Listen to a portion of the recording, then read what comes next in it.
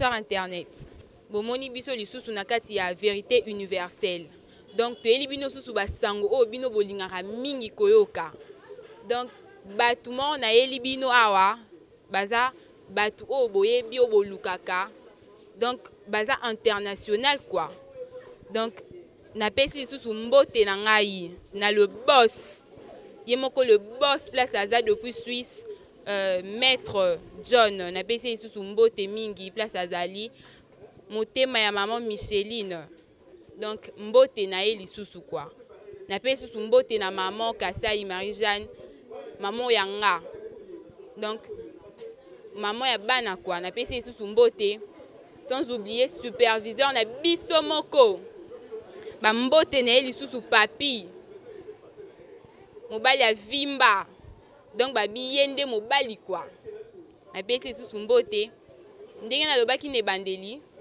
toyambi ba international donc bango nde baobetela biso su lisolo na bango tokoyoka bango donc baza partout dans le monde quoi toyambi bango na moni susu na nsima ya caméra Gelor napesi susu bambote na yo donc toza na esengo makasi na komona bino lisusu toyambi bango. Bonjour maître. Oui, bonjour.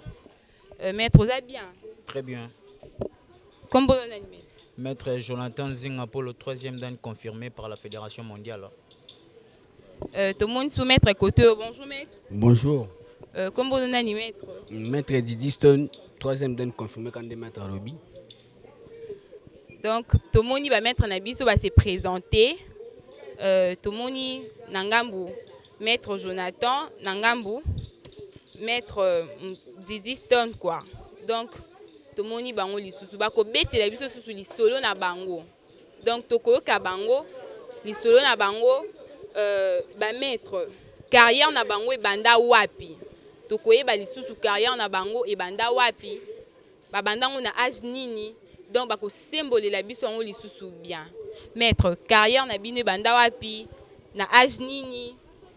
Oui, carrière na biso to bandiongo depuis l'âge 2 ans. Depuis 2 ans to bandiongo biso nyonso biso misato avec l'international maître Kankou Musombe 3e dan confirmé double face wazanda kuna pesieux bambote place aza. Donc to bandiongo en âge 2 ans vraiment c'est un peu ça. Vraiment na moni maître aye moko na bosen ku koloba. Maître aye moko mopanzi na zate na siliki. Et ça n'a pas si vraiment pourquoi était mais na pesi bambote place azali. Donc ba salam quoi. Teo qui ne mettre à lobby na habité maître bobanda na club nini pelelo boza wapi o meka un peu ko symbole la biso ngo lisusu bien. Ouais, to bandi na club ya grand maître na biso grand maître Dorcas depuis Afrique du Sud na peso mbote aza skraki club ya Rukudan ne pas to bandi sport na biso wana biso misatu et puis na tonto bandi wana ayo créé sur 2e club nae donc kuna patiki be élève nae na ayo créé sur 2e club na bisko to ko entraîner sko kuna pona kuna to tika da batu mususu kuna donc to aka na même club quoi c'est ça Teo qui va mettre à lobby azaka kana même club ko maître sport na bino na habité bobanda sport na bino na âge ya 2 ans. Na 2 ans wana bozala kaka juste basé ka na sport to banda osala makambilo mususu à part sport donc bo meka mpe ko symboler la ngango bien. Oui, na âge 2 ans on ndenge na lobaki to ndo travailler si to kola to travailler donc ezaki vraiment bon to kola to travailler petit peu lelo nzamba sali grâce pe lelo to sali pe ba passation na biso to passer par la fédération de karaté de taï jiu donc toza ba ceinture noire confirmée donc yangwana vraiment ti lelo to lati ceinture noire boeza vraiment quand to bade malem be on a lobby. Maître na bosalaka à part sport na bino o bosalaka susu bilo mususu ba film ba série ba publicité to ndenge ni. Ouais, enfin à part karaté d'abord karaté tout mélangeant on a ba style tout ça la karaté, taijutsu, kento, donc judo courage. Tout ça moi ba style belé à part sport, tout ça peut dans monde il y a ciné quoi. Dans monde à cinéma. Tout ça là ba film, tout ça là ba la publicité, tout ça là enfin. Oh non c'est bien ami à TV quoi. Tout ça là donc c'est ça.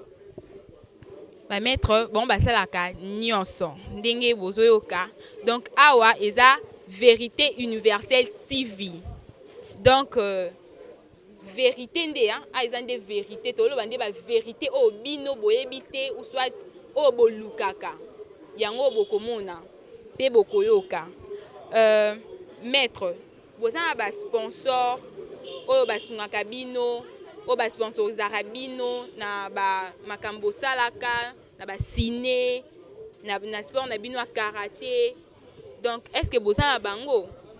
Oui, merci vraiment pour la question les question moi malamu bah sponsor vraiment en vrai dire sauf le grand maître John yene tapé sa biso espace yene taza sponsor na biso avec moi mukena azara nango alingara toujours kotika bana na été belève na été à part vraiment toi la recherche il y a pas sponsor donc aux non sportifs et à le travail à noter donc on a besoin na yo ya soutenir biso parce que so soutenir biso tie carrière tout ça nango et les kakabwe donc tout ça na pona botia biso poids to tombola mboka na biso pe ba yebake non ba sportif bazawa bato travailler ba cascade et puis ba action ba film ba action tozali pourquoi pas bo soutenir biso donc to luka ba producteur ba sponsor ba partenaire vers même ba publicité ou bo luka ba publicité ba énergie toza dispo pour lancer lango donc c'est vraiment ça. Oui donc ndenge boyoki non ba mettre balobi quoi bon basalaka nyonso bazali boluka ba sponsor nayebi ke ba mettre basalaka vraiment nyonso kutu ngamo nazala même na pub bon ba mettre basala quoi ngamo personnellement nazala mettre combien de fois bobima ba champion ndie bosala sport na bino parce que nayebi ke no ba lo msu bosala ana msu za lokwa na componateur mo zapé lokwa ekisie parce que nayebi te donc combien faut bobima ba sponsor na sport na bino? Nous sommes le meilleur médaillé à Afrique. C'est ce que je peux dire. Donc, en Afrique, Batileto Baza na médaille belé, c'est nous trois. Je ne sais pas ce qui est dans le club, ni tous les athlètes mieux, plus médaillés que nous. Je ne crois pas qu'au Koutabango. Donc, ce n'est que nous trois, aux équipes nationales et la Ramutema. Et donc, c'est un peu ça qu'on a compétit presque partout. On a compétit à Lubumbashi, on a compétit au Cameroun, on a compétit au Kasaï et puis on devait aller aussi à Nignoyo, au Paname. Donc, moi, je crois, si Dieu nous fait grâce, internationalement, si vous avez un Suisse, on n'est pas grand maître Christian Moussombe pour la compétition à karaté quoi. Donc tous les là sponsor beaucoup ça moi Mickey na bino pour international qui obundaka mingi tu sais quoi. C'est un peu ça. Sikoyo po na tout na maître que ndenge ba jeune mususu basalaka sport na bona ndinga mabe. Basala po basala na bilo mususu mais bino au moins bosa sport na bino na ndenge ya bien. Conseil ni bo pesa na ba jeune. O bazo sala sport na bona ndenge ya mabe. Oui, sport exact que ceux qui ba bengo ça la sport soit ceux qui côté sport exact que comme kuluna et comme mutu moko bando maltraité batu na nzela parce que yoza muta makasi donc ça vraiment bon côté mais par contre exact que non sport au salon premièrement pour la santé na yo et puis au salon premièrement pour na ko se défendre na cas légitime parce que ni naza jamais na ko bando bunda na nzela ba kanga ngai. Parce que je suis un sportif confirmé par la fédération. Donc, Nenazabo jamais donc nous on va mettre un vimba nanzela non. Oye ba coûter, tu vois. Oye ba te ke wana ba mettre soit ba mettre été. Donc ça vraiment ton au bengami maître, zala humble na batutu et puis zala simple. Donc zala simple et puis ko sala te ki kuluna ezana importance morte. Parce que ki kuluna na yo et memele lo morte. Kikuluna na yo et ça le monti yango moni ke travail ndé za liboso yango biso to bosso eza travail na biso yango na tout moment na lo baké ba o ba sponsor boya soutenir biso enfin que to casser carrière na biso tie ba producteur boya ba manager boya ndenge ka international maître Mboui Musomba lobi. Donc ça vraiment bongo tout ça la kuluna oba sala kuluna basala sport pour na kuluna na yebisa bango batika parce que balanda sport na droitier ndenge ezaleli. C'est vraiment ça. Merci vraiment, merci. Boki conseil nde yango wana quoi. Misu basalaka ba mimonisaka bango nde bango ayebi mwa likofi amona munanzela mimonisa yende na bunda na sanini ba mettre balobi. Donc baza simple kwa ndo moni bango ba vimba te ba selote donc ba simple ba bunda ka mabe.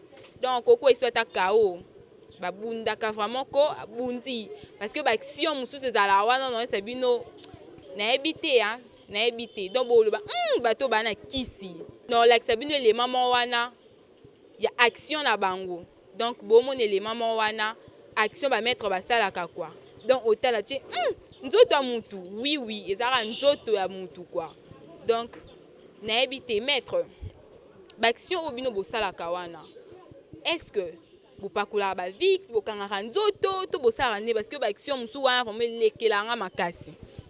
Ouais, c'est que vraiment na biso zaka nzambe. Nzambe na travail. Tona singa moto na nzoto sepende ni pona panza mlangi faut singa non. Pour c'est quoi je sais pas moi ko casser loko obela blo non.